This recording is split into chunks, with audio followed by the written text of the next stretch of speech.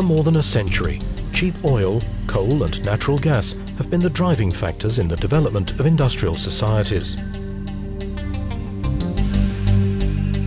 The prices of these fossil fuels are determined by the world market.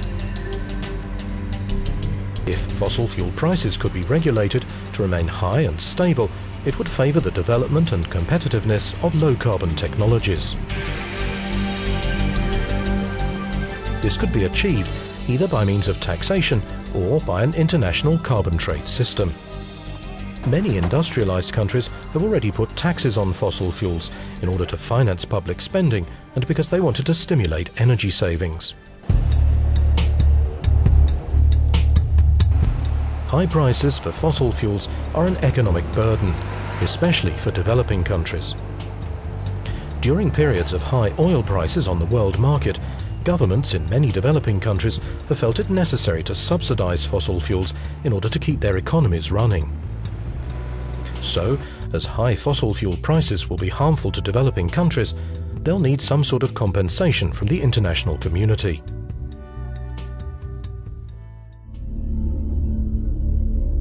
All countries will have to adapt to climate change, as global warming due to past emissions will cause a global temperature increase of more than 1 degree Celsius above pre-industrial levels. On a limited basis, some countries have already begun to adapt. Many early impacts of climate change can be successfully addressed through adaptation. With further climate change, though, the options to adapt will be more limited and the costs will increase.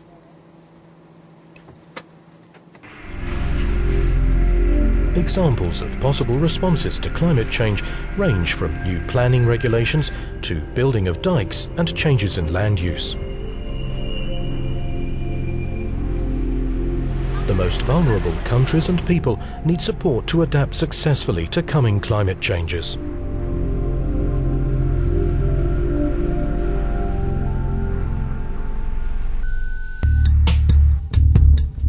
It's in everyone's interest that developing countries don't follow the same development path and repeat the mistakes industrialized countries made before anyone knew about global warming. However, today, coal is still a cheap source of energy, and old-fashioned practices are cheaper than modern low-energy and low-carbon technologies.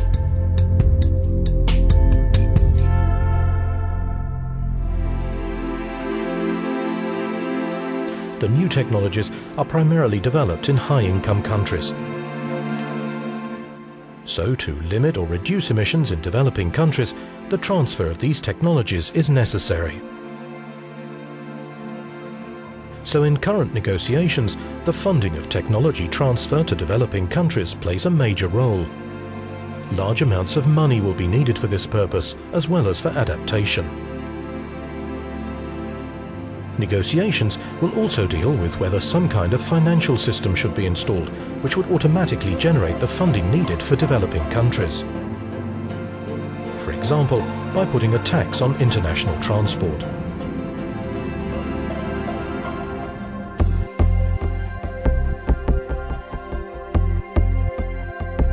Another question for discussion is whether the world's developed nations alone should pay for technology transfer and adaptation, or if some developing nations too should also contribute.